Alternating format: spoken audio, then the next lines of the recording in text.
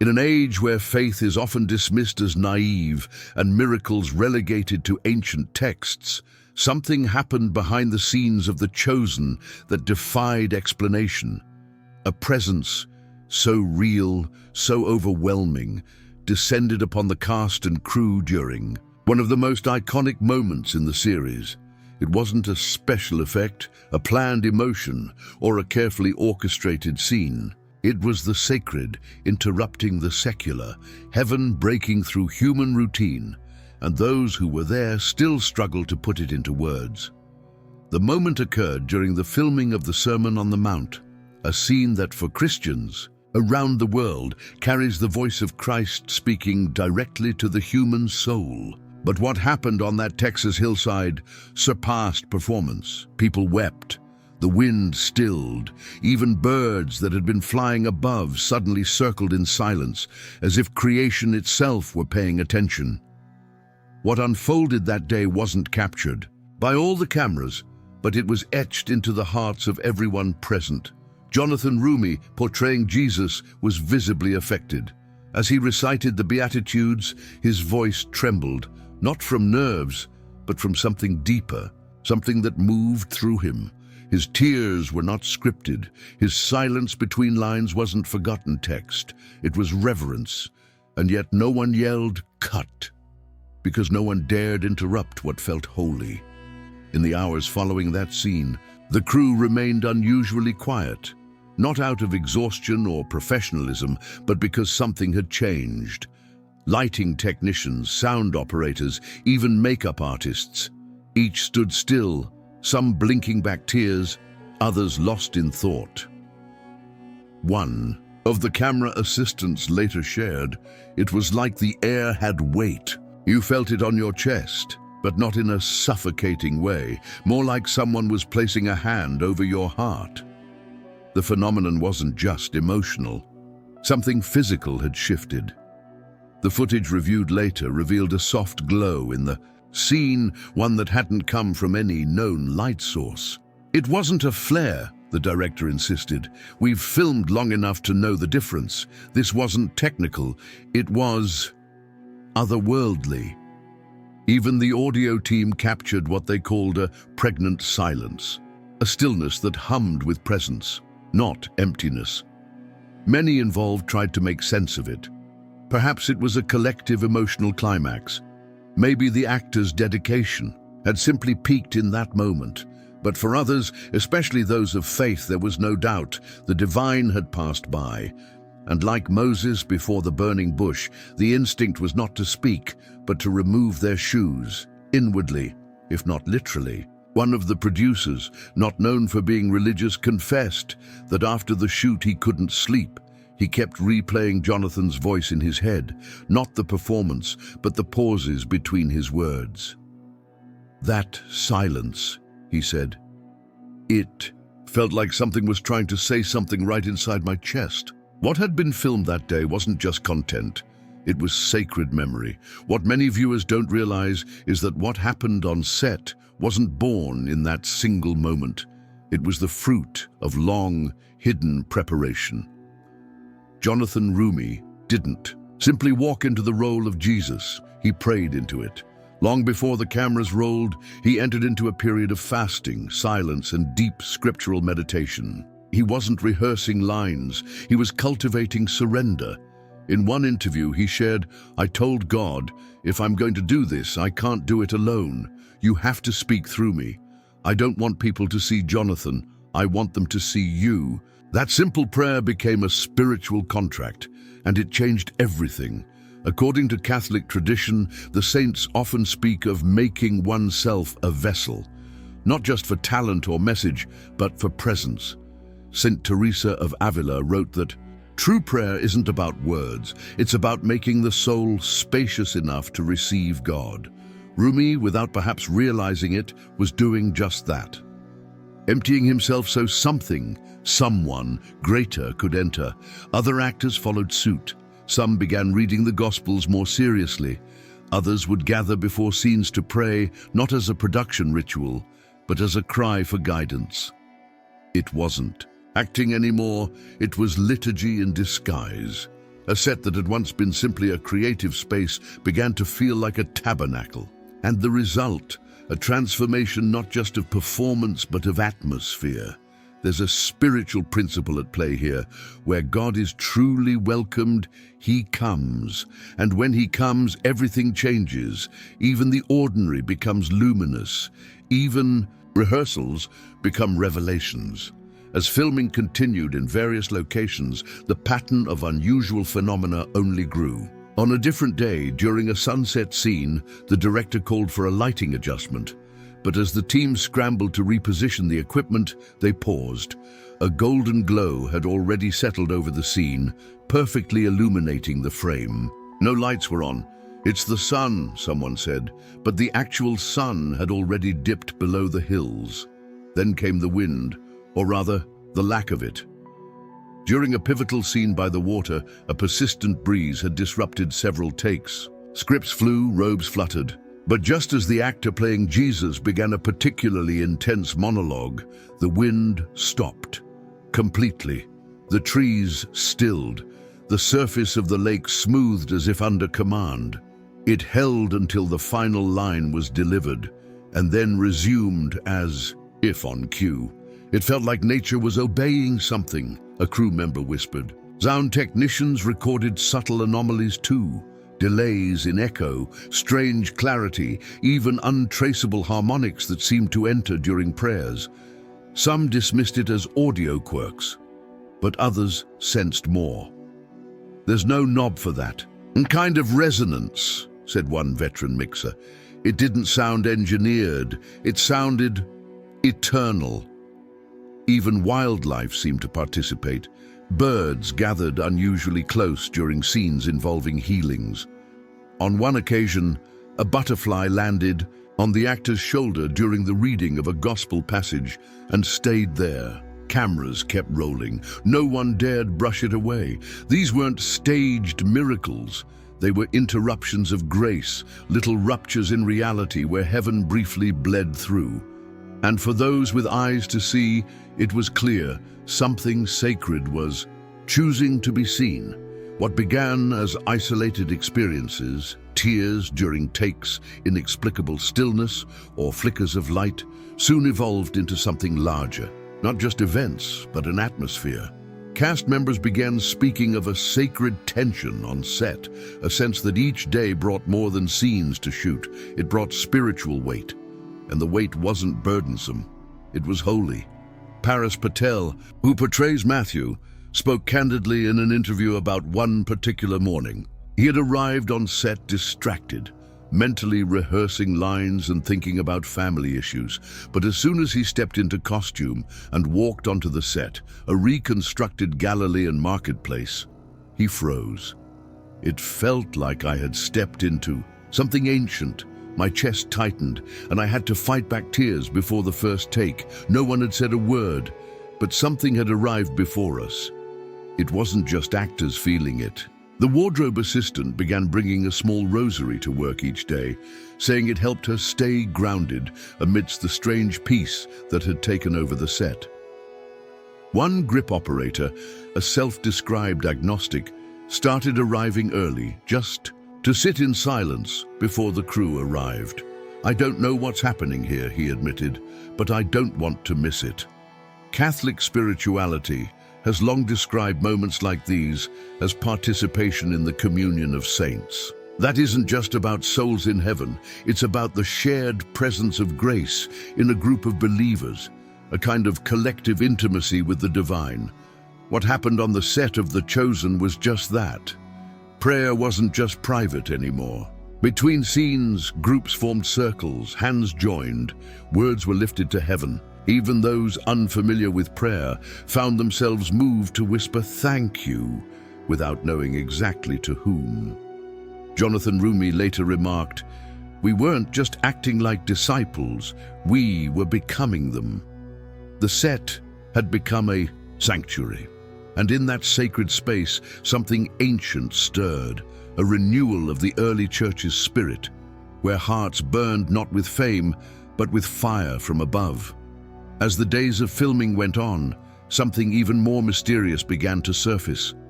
Something that couldn't be captured by lenses or explained by timing. Several cast members began reporting dreams, not vague or symbolic ones, but dreams with vivid, precise scenes, some of which hadn't even been written yet. At first, they dismissed them. Stress, perhaps, fatigue, imagination. But then, the dreams began to align. One actor dreamed of a specific healing scene, down to the arrangement of the crowd and the tone of Jesus' voice. A week later, that exact setup was added to the script unexpectedly. Another dreamed of walking behind Jesus on a dusty road, weeping without knowing why. Days later, they were asked to film a scene portraying the exact emotion they had felt while asleep. Coincidence lost its footing. Something greater was at work. Catholic tradition has long recognized dreams as a channel of divine communication. Saints like Joseph, Joan of Arc, and Don Bosco all received crucial guidance through dreams. They were not mere illusions of the mind, but invitations from the Spirit, windows through which heaven speaks. On the chosen set, these dreams weren't treated lightly. They became prayer points, discussed quietly between castmates, sometimes written in journals as if preserving sacred messages. Jonathan Roumie himself confessed to experiencing what he called midnight visions during times of fasting and script meditation. "I'd wake up knowing something had been whispered to me," he said, "like God was leaving breadcrumbs in my sleep." He began treating these dreams not as private curiosities, but as signs of alignment, proof that their work was more than a series. It was a vessel. This begs a question for each of us watching. Are we attentive to the ways God may be trying to speak, even as we sleep? Do we brush off divine signals in our busyness, or do we pause, reflect, and respond? If you've ever had a dream that felt too vivid to ignore, too sacred to forget, share it in the comments below. Maybe it was a word, a place, a voice, or just a deep feeling. Your story may inspire someone else to pay attention. Let this be an act of faith, a confession that says, "Lord, I'm listening, even in the silence." One of the most powerful realizations to emerge from The Chosen wasn't just that miracles happened around the cast. It was that the work itself had become an offering. This wasn't just performance. It was prayer in motion. Every step on set, every line spoken, every costume worn became part of something deeper, something ancient, something sacred. In Catholic theology, this idea isn't new. It's rooted in the principle of offertory, the act of offering our labor, joys, and sufferings to God as part of spiritual worship. It's why builders of medieval cathedrals carved details into ceilings no one would ever see, because they weren't building for men, but for heaven. It's why monks illuminated Bibles with gold leaf in candlelight, not for vanity, but as an act of devotion. The cast and crew of The Chosen were rediscovering that truth. The set became more than a stage. It became a sanctuary. Before key scenes, actors began whispering personal prayers.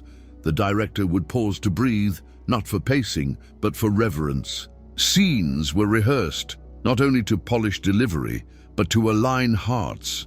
There were moments when the director called action, with tears already in his eyes. One day, while filming The Calling of Peter, a crew member knelt behind the camera, rosary in hand. He later explained, "It just didn't feel right to stand during that moment. It was as if each person had been drawn into liturgy, unofficial, unscripted, but unmistakably holy." And this wasn't limited to Christians.